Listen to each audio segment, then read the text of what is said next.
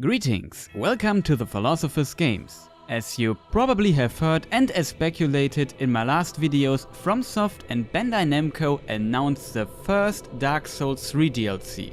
I keep the first part of this video spoiler free, so not even trailer footage. I just go through some facts like date and price point. In the second part I will show footage and go into detail, also considering the lore from Dark Souls 1. I will warn you again when it comes to this part. The first DLC for Dark Souls 3 is called Ashes of Ariandel, and it seems that it will be released October 25th, 2016 for PlayStation 4, Xbox One and PC. Digital only so far.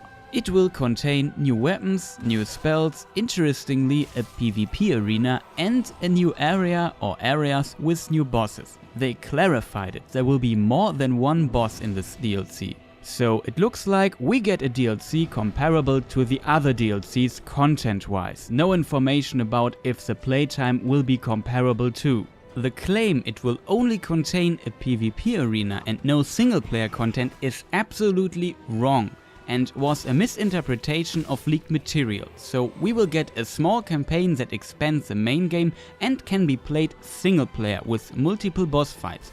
And we get multiplayer content in the form of an arena, probably similar to the Battle of Stoicism in the Artorias of the Abyss DLC from the first Dark Souls. Some sources state that the price will be 1,200 yen, that are 12 to 13 euros. I would assume it will be about 15 euros in Europe. So 12 to 13 pounds in the UK I guess, and $15 in the US. The season pass will be 2,000 yen and there will be most likely 2 DLCs coming out. 2,000 yen are about 17 to 18 euros. I assume its final price will be about 20 euros, 17 to 18 pounds or $20. Just a small update on the price. I'm editing right now and found out that the DLC has a Steam page already. My estimation for the DLC was about right, but the season pass will be 25 euros, $25, 20 pounds or 2,160 yen. So a bit more expensive and similar to the Dark Souls 2 Season Pass price. The Steam site for the Season Pass states that there will be 2 DLCs. Dark Souls 2 had 3 DLCs. I have to say that the euro price is a bit bad in comparison. 25 euros are over $28 and 2,160 yen are only 19 euros. Now we come to the interesting part, the spoiler and speculation part. If you don't want to know anything, you should stop the video here. I will show footage of the trailer and explain what we know so far after seeing it. Also a bit of speculation around some artworks, the footage and the name Ariandel. Also the spoilers contain Dark Souls 1 spoilers. Now to the spoiler part. What we see at the beginning of the trailer is a snowy forest area with a bridge and a building behind it. That is most likely the painted world of Ariamis that we know from the first Dark Souls. So it seems that we will go back there in the DLC. We also see a woman and it looks like she is in front of a painting. Maybe she is Ariamis. In addition, a venerable knight in the Cathedral of the Deep gives us a piece of cloth. My theory is that it's connected to Ariamis. Maybe it's no cloth, but a piece of a painting. I further assume this could have to do with how we enter the DLC. From the painted world of Ariamis itself, we know that it has tons of references to Velka, the goddess of sin. We can also find a statue of her in Dark Souls 3 and she looks a bit like the woman we see in the trailer, but I don't think it's Velka because Velka has very long black hair. Also the woman has something like a rosary and looks more like a nun. I could imagine that she's another firekeeper to help us out in the DLC. Also that doesn't mean we won't meet Velka elsewhere, or at least learn more about her and her connection to the painted world. For example, the crow is a symbol of Velka, and guess where we find crows and the crow demons? Right, in the painted world. Beyond that, we find a lot of items there that are related to Velka too.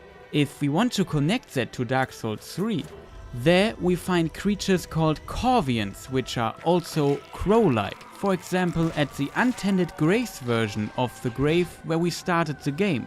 There, the grave is guarded by several of those Corvians, so maybe there is a connection too. Some speculate that you enter the DLC from here, because we see this place in the trailer. The weapons of the Corvians are the Corvian Great Skies, with a description: Great Skies of the Forlorn Souls guided by heretical storytellers. The mistress of the painted world is said to wield a Great Skies herself. The Corvian Great Knife, with a description: Dagger of the Unwanted, those guided by heretical storytellers. A rather large dagger with a powerful attack, but this transparent attempt to intimidate foes reveals much about its owner's fears. And the Storyteller's Staff, with the description: Staff of a heretic storyteller who shares tales of the painted world to forlorn souls. The storytellers too are wretched beings with no place to go. Their bodies, souls and even their staves are all tainted through and through. We not only see and read a connection through hints like wretched beings with no place to go, the painted world, and even crossbreed Priscilla, the mistress of the painted world of Ariamis, are mentioned by name. Priscilla used a Great Skies, the Life-Hunt Skies, which is also in Dark Souls 3 in form of a miracle with the same name. Its description says: Aldrich dreamed as he slowly devoured the god of the Dark Moon. In this dream, he perceived the form of a young pale girl in hiding. Only Priscilla could wield it, and it is said that its power was so great that even the gods feared it. That is probably the reason for Priscilla's exile. Interestingly, Velka is described as a rogue goddess, which could be interpreted as a deity who lives apart of the other gods and is maybe even a foe of them, which would fit to some theories and what we know about her. The young pale girl could be a vision of a young Priscilla, or maybe Yorshka, even though I don't see a connection to the Life-Hunt Skies. Why Yorshka is also a crossbreed like Priscilla and how they are related to each other remains unknown, but I guess we learn more about it in the DLC. This is a big missing puzzle piece in the previous games. Who are Priscilla's and who are Yoshka's parents? They are the only known dragon god hybrids. Is it possible that Priscilla is the daughter of Velka, since we see a statue holding an unusual looking baby in her arm in the painted world? That could be Velka. But let's move on a bit. So who is Ariandel? Someone on Reddit pointed out that Ariandel in Welsh means beautiful silver. Silver, probably connected to the moon in Dark Souls, could be a connection to Yorshka, because she leads the Dark Moon Covenant, and mentioned that Dark Sun Gwyndolin is her brother. Another interesting but strange possibility would be Sindarin and Quenya, two of the elven languages in Lord of the Rings. You could say, what? But let me explain. For example, Anolondo. Anor means sun in Sindarin, or Irisil. Isil would be moon. Fitting, isn't it? Also, Tolkien got inspired by Welsh for some parts of Sindarin. You could read Ariandel as Quenya, at least somewhat. It should be Arinandiel, and it would mean something like daughter of the Valley of Sunlight. Sindarin works better, and you could actually read Ariandel, and it would be the abyss of the king or noble towards the horror. The meaning is quite different, but interesting nonetheless.